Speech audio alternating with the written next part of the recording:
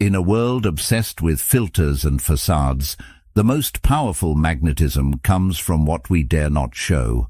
What if the key to becoming truly unforgettable isn't found in perfection, but in the courage to be unapologetically real?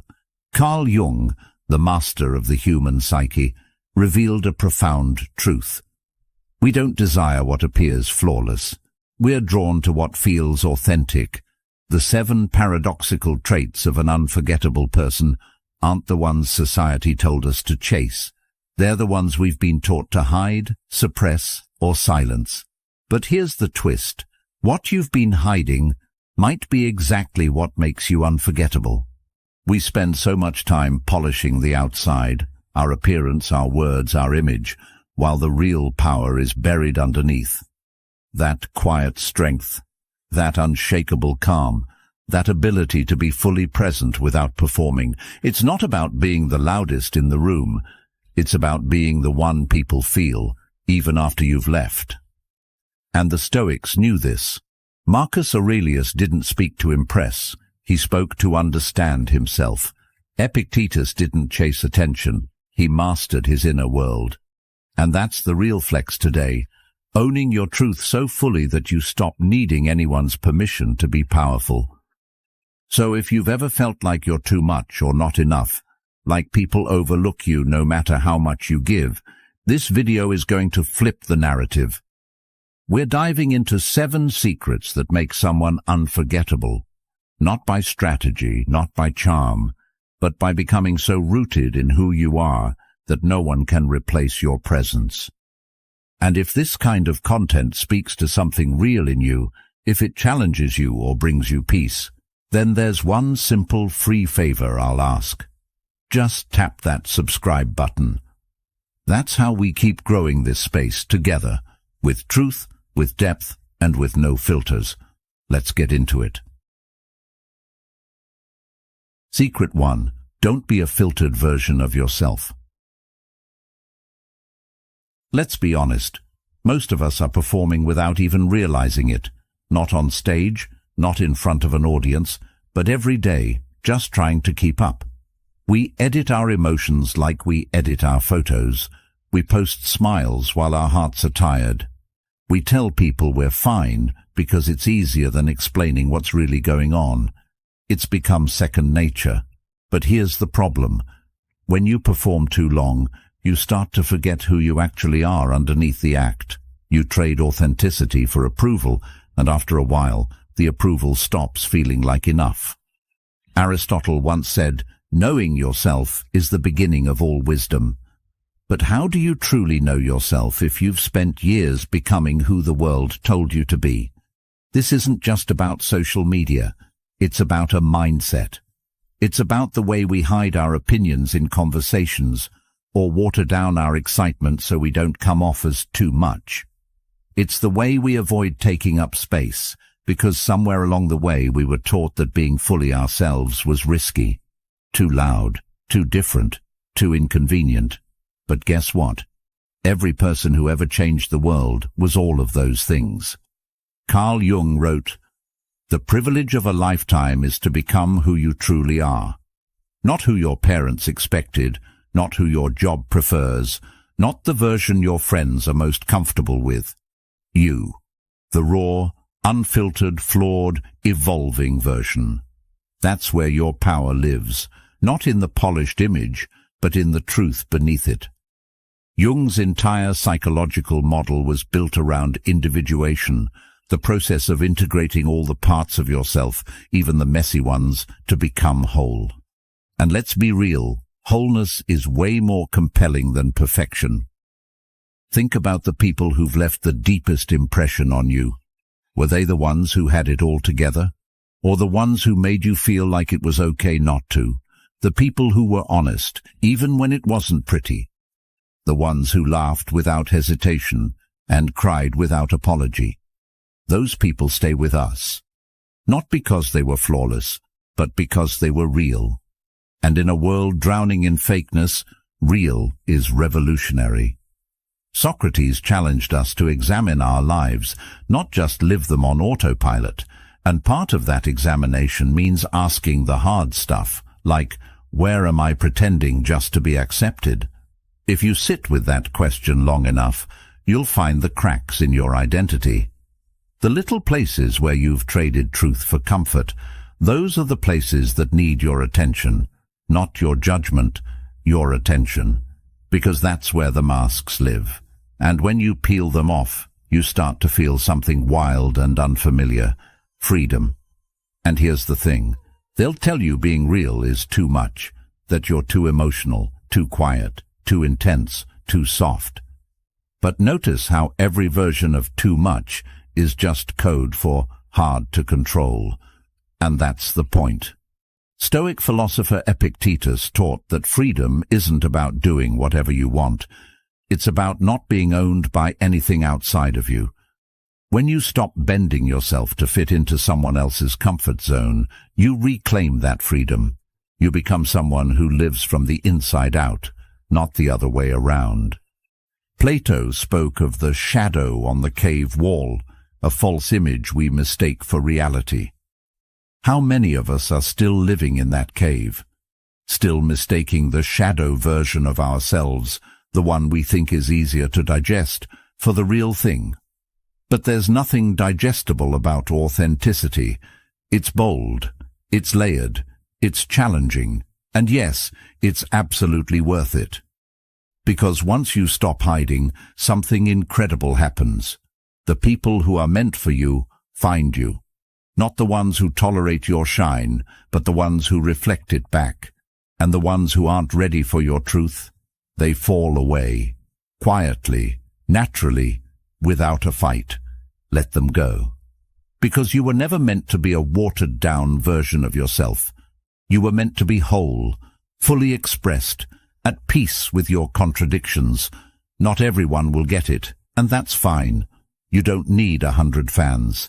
You need a handful of people who see you, really see you, and love you because of it, not in spite of it. So the next time you find yourself playing it safe, putting on a mask to make someone else feel comfortable, pause. Ask yourself, is this me, or is this the version of me they'll accept? That one question can change everything, because self-respect doesn't start with boundaries. It starts with honesty. And the most important honesty is the kind you owe yourself. In the end, we're not remembered for being liked by everyone. We're remembered for being real with the few who mattered.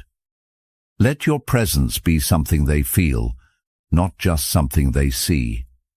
Let your authenticity speak louder than your appearance, and let your truth be the thing that makes you unforgettable. Secret 2. Grow without losing yourself. Growth is one of those things we all say we want, but not everyone understands what it really looks like. Because real growth, it's not just reading more books or hitting a new milestone. It's letting go of old versions of yourself without losing your soul in the process. It's choosing to evolve, not because you're chasing approval, but because you're aligning more and more with your true self. And let's be honest, some people confuse growth with performance. They shapeshift to fit in, not to level up. But fitting in has never been the same as belonging. One changes your outfit, the other changes your life. Plato once said, "The first and greatest victory is to conquer yourself." That's the heart of real transformation. It's not about impressing others with how much you've changed. It's about looking in the mirror and knowing that every step forward is something you chose, not something you were pressured into, not a survival tactic, not a mask, but a decision, a deep, quiet, grounded decision to become better, not for them, but for you. The Stoics had this figured out long ago. Marcus Aurelius reminded himself daily, "Waste no more time arguing what a good person should be one. Simple, director, no performance, just embodiment." Growth for the Stoics wasn't about achievements. It was about character. It was about becoming someone whose inner world wasn't ruled by outside noise. So while everyone else was out chasing popularity, or pretending to have it all together. The Stoics were focused on the inner work, the quiet power, the stuff that lasts. And here's the thing. Evolving doesn't mean abandoning who you are. It means refining who you are. You don't throw away your essence. You expand it. You upgrade it, like a phone that still looks like yours, still functions like yours, but now runs faster, smoother, smarter. That's how your identity works too. You're not becoming someone new. You're removing the glitches, cleaning up the programming, and unlocking features you didn't even know were there. The truth is, you've always had the potential. Growth just brings it online. Carl Jung talked about individuation, the process of becoming whole, and part of that journey is shedding the parts of you that were built on fear, on pleasing others, on avoiding discomfort. Not everything you picked up along the way was meant to stay. Some beliefs, some habits, some identities, they were survival tools, and they served their purpose. But now, they're keeping you small, and the moment you recognize that is the moment you start to evolve consciously, not reactively, not because you're trying to prove something, but because you finally understand something deeper about yourself. Now let's clear something up. Choosing to grow doesn't mean you hate who you are now. It just means you love yourself enough not to stay stagnant. That's the difference. People who fear change usually think growth is about rejecting the present. But real growth is actually about respecting the present so much you refuse to let it be your limit. You say, "I've come this far, and now I'm ready to go further." That's not self-rejection. That's self-respect. Socrates believed that the unexamined life was not worth living. And when you start to examine your life, not with judgment, but with curiosity, you begin to see the patterns, where you've grown, where you're stuck, where you've compromised your values just to fit into rooms you never even wanted to be in. That awareness is powerful, because you can't change what you're not willing to face. But once you see it clearly, you get your power back. You realize you don't need to wait for permission to become the next version of yourself. You can just start.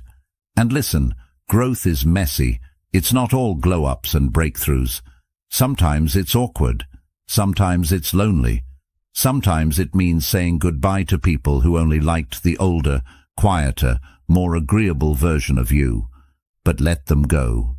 Because you're not here to keep everyone comfortable. You're here to keep your soul awake. Aristotle said, "We are what we repeatedly do." Excellence, then, is not an act, but a habit. Growth is the same. It's not a one-time leap. It's a daily decision. It's choosing reflection over reaction, discipline over impulse, courage over comfort. And you won't always get it right. But the goal isn't perfection. It's progress. It's becoming the kind of person who doesn't need to announce their evolution, because it's written all over how you live, how you speak, how you carry yourself. You'll know you're evolving when your silence starts saying more than your explanations, when your peace becomes louder than your anxiety, when the things that used to trigger you now teach you, and when the people you used to chase now chase clarity, because you've made it so clear who you are and where you're going. So if you're sitting there wondering if it's time to change, here's your sign.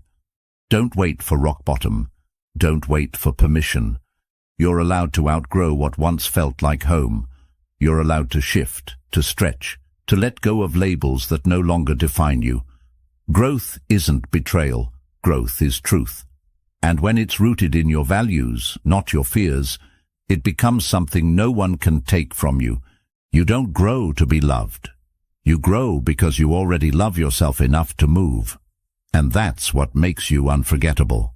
Not the version of you that stayed the same for acceptance, but the version of you that kept becoming, no matter who didn't get it. Keep becoming. Keep becoming. Secret 3. Own your flaws like a boss. We've been sold this illusion that to be loved, respected, or remembered, we have to be flawless, that we need to clean up every rough edge, erase every past mistake, and wear this polished version of ourselves like armor. But here's the truth that no one tells you until you're exhausted trying to keep up. Perfection doesn't connect people. Pain does. Struggle does. Humanity does. Nobody bonds over how perfect your life looks on the outside. They bond over the moments you got knocked down and still chose to rise. Aristotle said, "Knowing yourself is the beginning of all wisdom." But real self-knowledge doesn't come from studying your strengths. It comes from owning your shadows, from being honest about the parts of you that didn't always have it together, from looking at your flaws and saying, "That's mine, and I'm not ashamed of it." Because shame only has power when you try to hide. The moment you bring those flaws into the light, they lose their grip. And in that moment, you start to take your power back. Carl Jung put it best: what you resist persists. What you accept transforms. That part of you you've been tucking away, the one you think makes you unlovable, weird, too emotional, too complicated, that might actually be your superpower. The very thing that could set you apart, make someone feel seen, or lead someone else out of their darkness. But if you bury it out of fear, you rob yourself and the world of what makes you uniquely you. We've all got scars, emotional ones, mental ones, maybe even physical ones, and society's been trying to sell us cover-up for years. Cover up your pain, your past, your sensitivity, your story. But those scars, they're not signs of weakness. They're proof you healed. They're proof you felt deeply, fought through, and didn't give up. That resilience, that bounce back, that's what makes you magnetic. People don't remember the person who never cracked. They remember the one who cracked, but didn't collapse. Let's bring in the Stoics for a second. Epictetus taught that it's not what happens to you, but how you respond that matters. So, your mistakes, your failures, they're not who you are, but your response to them, that's your character, that's your identity, that's your story. And stories, by the way, don't move people when everything goes right. They move people when the protagonist faces the fire and keeps going anyway. Socrates said, "Be as you wish to seem, not perfect, not pristine, just real," because people aren't looking for idols. They're looking for proof that being human doesn't make them broken, and when you show up, flaws and all, you become a mirror, one that reflects back to others what's possible when you stop trying to be untouchable and start being honest. Now think about this. What's one thing you've been hiding because you thought it made you less? One chapter in your story you've been scared to share because you worried it would make people look at you differently? What if, instead of making you weak, that part of your story actually makes you unforgettable? What if the thing you've been ashamed of is actually the exact thing someone else needs to hear to feel less alone? Plato believed that truth was not just something external, but something deeply internal. And what greater truth is there than to say, yes, I've struggled, yes, I've failed, and yes, I'm still here. That's not a confession. That's a declaration. That's you standing in your full humanity and refusing to shrink for anyone else's comfort. Because here's the thing. The world doesn't need another filtered personality. It needs realness. It needs people who've been through it and didn't let it turn them cold. It needs people who still care deeply, even after being hurt. Who still show up fully, even when it's scary. That's the kind of presence that sticks with you. That's the kind of energy that walks into a room and makes people feel something. You don't need to apologize for the old version of you. They were doing the best they could with what they knew. You honor that version by becoming someone stronger, someone wiser, not by erasing them, but by building on them. Your growth isn't about forgetting where you've been. It's about owning it so fully that no one can use it against you. So if you've got flaws, welcome to the club. You're not broken. You're just real. And real people don't need to be perfect. They just need to be honest, resilient, and willing to show up even when they're not finished healing. Secret 4. Stop needing. Start choosing. There's this quiet desperation so many of us carry without even realizing it. The craving to be picked, to be seen, to be validated. It starts young, right? We're trained to raise our hands and wait to be called on. To play nice, be agreeable, and hope someone notices us. But what no one tells you is this: the more you try to be chosen, the less you feel like you belong. Because being chosen puts all the power in someone else's hands. It says, I need you to see my worth before I can believe in it myself. And that's not power. That's permission-seeking dressed as love. But here's the shift that flips your whole reality. Stop waiting to be picked. Start deciding who earns access. That one change, it's not small, it's revolutionary. Because now, instead of shrinking to fit into someone else's world, you're standing tall in your own and asking, does this person deserve to be here? Not from arrogance, but from alignment. The Stoic philosopher Seneca said, as long as you live, keep learning how to live. And part of learning how to live is learning how not to beg for belonging. You weren't put here to audition for connection. You're not a product trying to earn a sale. You're a human being, full, flawed, growing, and the people who are meant for you, they won't need convincing. They'll feel your energy and recognize it, not just as valuable, but as rare. Carl Jung believed that people project their unmet needs and shadows onto others. So if someone makes you feel like you have to prove yourself to be worthy of love, maybe what they're really showing you is their own emptiness, their inability to see worth without performance. But that's their lesson, not yours to internalize. Your lesson is this: you are the chooser. Your life is your space. Your energy is your currency. And not everyone gets unlimited access just because they ask. Think about how different your relationships would look if, instead of wondering, do they like me, you asked, do they align with the version of me I'm becoming? Not the version that needs applause, not the one that settles, but the version that is grounded, evolving, and choosing peace over chaos. Suddenly, the focus isn't on how to be more likable, it's on how to live more authentically. And when you live from that place, something wild happens. People start respecting you, not for what you do for them, but for how you hold yourself. Plato once said, the measure of a man is what he does with power. And personal power, real, grounded, non-performative power, comes from having standards.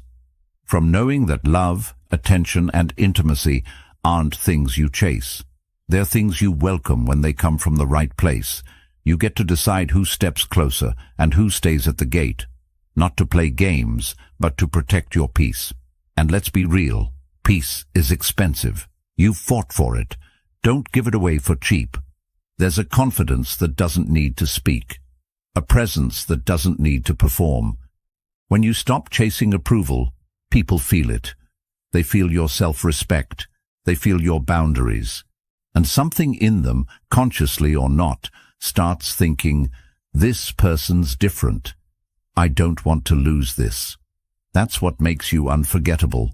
Not because you were the loudest, not because you were the most agreeable, but because you were whole, and you didn't hand out pieces of yourself to everyone who smiled at you.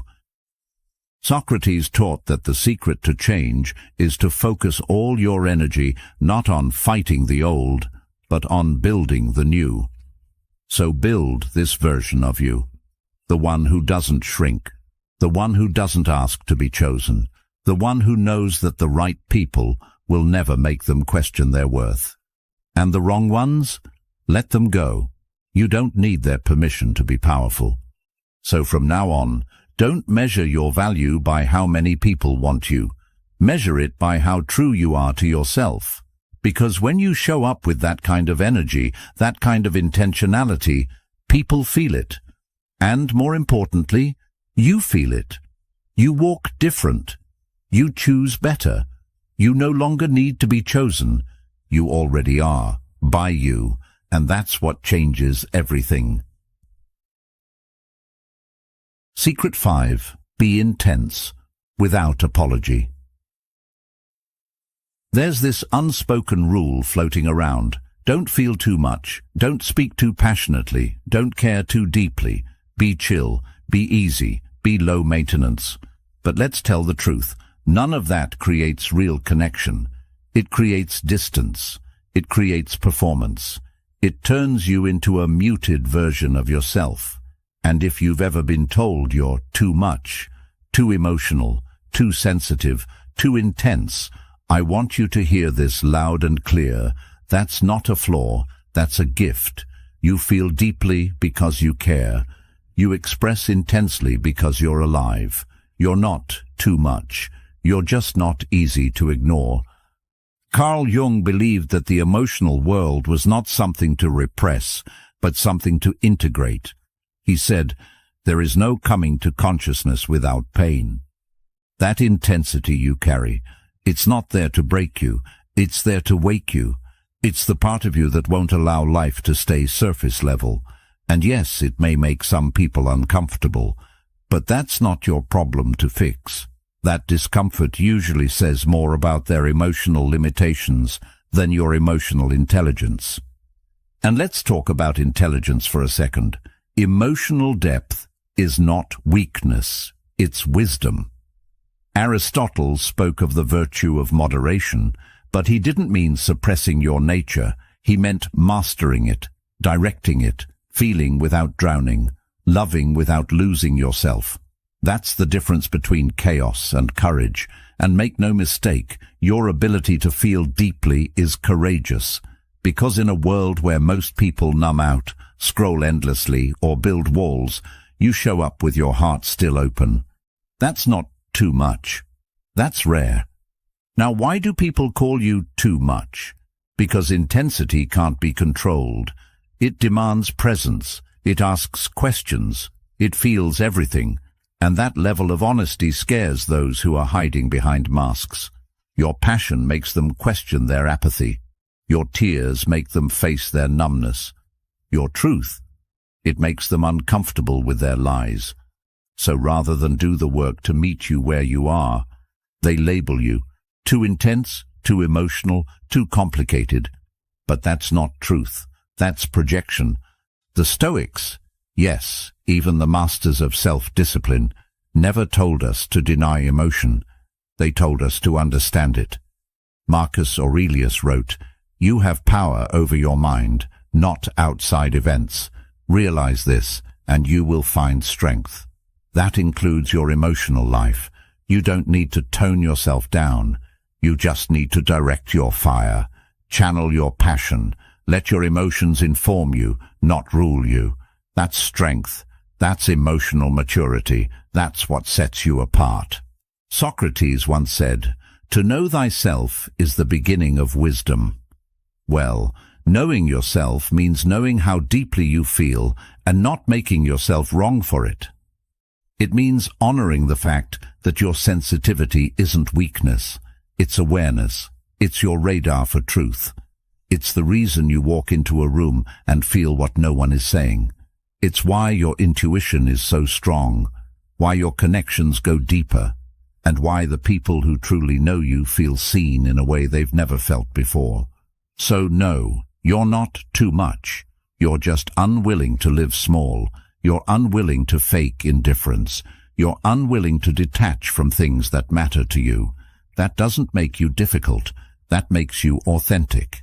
And in a world that teaches people to shut down, you're choosing to stay open. That's a choice. That's a strength. And it's unforgettable. So the next time someone tells you you're too much, smile. Look them in the eye and say, "Then go find less." Because you're not shrinking to fit inside someone else's comfort zone. You're expanding into your full emotional power. And the people who are meant for you, they'll never ask you to shrink. They'll rise to meet you. They'll match your depth. They'll celebrate your passion, not flinch from it. Because people who feel deeply love deeply, and people who love deeply, they change lives. So don't dim that. Don't dilute it. Be all of you. Be bold. Be passionate. Be honest, because that's how you leave your mark, not by being agreeable, but by being real. Secret 6. Hold your standards without guilt. There's a quiet power that comes alive in someone the moment they realize they deserve more. Not in a loud, boastful way, but in that calm, steady presence that says, I'm not settling anymore. It's like a switch flips, and suddenly the old patterns, the one-sided relationships, the draining conversations, the tolerating, the pretending, they stop. Not because the world changed, but because they did. Because once you know what you're worth, the begging ends, the chasing ends. You're no longer seeking scraps of love or fragments of attention. You're holding out for what's real. Epictetus, one of the great Stoic philosophers, said, "Never value anything as profitable to yourself which shall compel you to break your promise, to lose your self-respect, or to hate any man." Translation: if you have to betray yourself to keep someone, it's already too expensive. And the people who get that, the ones who walk away without burning down the room, they're dangerous in the best possible way, because they can't be manipulated, they won't be guilted, and they won't stay where their peace keeps getting broken. See, most people aren't afraid of losing someone who needs them. They're afraid of losing someone who doesn't need them, but chose them. There's a difference.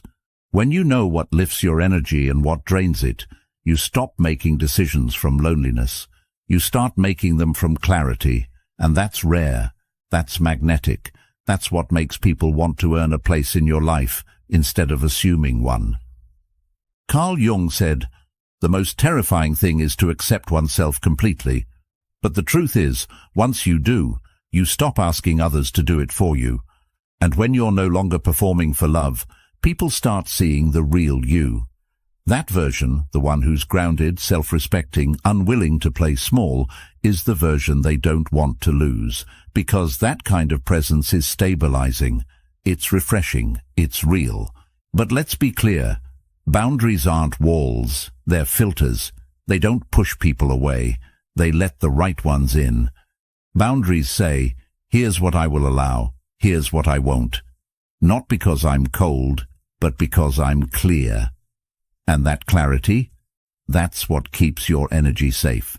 That's what makes sure you're not constantly in repair mode, recovering from things that should have never gotten through your door in the first place.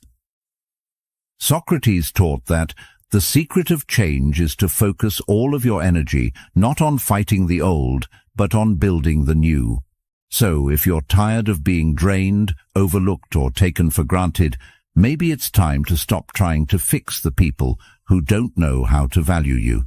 Maybe it's time to build a new standard, a new way of showing up that doesn't bend just to keep the peace, because peace that costs your self-worth is just disguised self-abandonment. And here's the thing, knowing what you deserve doesn't mean you think you're better than anyone. It means you've finally decided you're not less. That decision changes the way you speak, the way you love, the way you choose. You stop entertaining half effort, half presence, half truth. You don't demand perfection, but you require consistency. You don't want fairy tales, you want honesty. And you stop asking, am I asking for too much? And start asking, why was I settling for so little? Aristotle said, we are what we repeatedly do. Excellence, then, is not an act, but a habit. So let self-respect become a habit. Let saying no when something feels off become natural. Let choosing peace over popularity become your go-to move. The world will adjust. The wrong ones will fall away. The right ones will rise. So here's your challenge. Revisit your standards today. Not your wish list, not the fantasy, but your non-negotiables. The things that protect your peace, that protect your time, that protect you. Because once those are in place, you stop waiting to be treated right. You start expecting it. And that changes everything. Secret 7. Love from fullness, not from lack. There's a kind of love that feels like pressure, like weight, the kind that whispers, "Don't leave me, I need you to be okay." It's not bad-intentioned, but it's heavy. It's the kind of love that suffocates instead of supports. And here's the reason why. When you love from a place of emptiness, that love becomes a transaction, a subtle plea for emotional survival. You're not really offering love, you're offering need. And that kind of love, no matter how sincere, ends up exhausting both people. Carl Jung said, "The most terrifying thing is to accept oneself completely." But that's also where real love begins. Because once you accept yourself, fully and without conditions, your love stops being something you need to survive and becomes something you choose to give. You're no longer handing people your broken pieces and begging them to glue you back together. You're whole. And when you're whole, your love becomes light. It becomes peace. It uplifts instead of overwhelms. You see, people think intensity equals love, that clinging means connection. But real connection isn't built on fear of losing someone. It's built on the freedom to choose them over and over again, without fear, without dependency. And that kind of love, it's rare, because it's not about possession, it's about presence. It says, "I'm here because I want to be, not because I'll fall apart if I'm not." The Stoics taught that our peace should never be at the mercy of things we cannot control. Epictetus reminded us, "Only the educated are free," in this case, emotionally educated, free from the need to be validated to feel worthy, free from giving love just to receive it back. When you've done the inner work, when you've filled your own cup, you don't chase love anymore, you radiate it, and radiance is unforgettable. Think about it. When someone walks into a room with calm confidence, with joy that doesn't rely on others, you feel it. It's magnetic, it's grounding, it's healing, and people fear losing that kind of energy, not because it feeds their ego, but because it awakens something real, something stable, something sacred. You don't get that kind of presence from someone who's emotionally starving. You get it from someone who knows they're already full, and anything they share is a gift, not a cry for rescue. Socrates once said, "The hottest love has the coldest end." That's the kind of love born from obsession, from neediness, from trying to fill a void through someone else. But when your love starts from fullness, when it flows from a life you've built, peace you've earned, joy you've discovered in your own silence, that love doesn't burn out. It evolves, it breathes, it doesn't collapse under its own weight.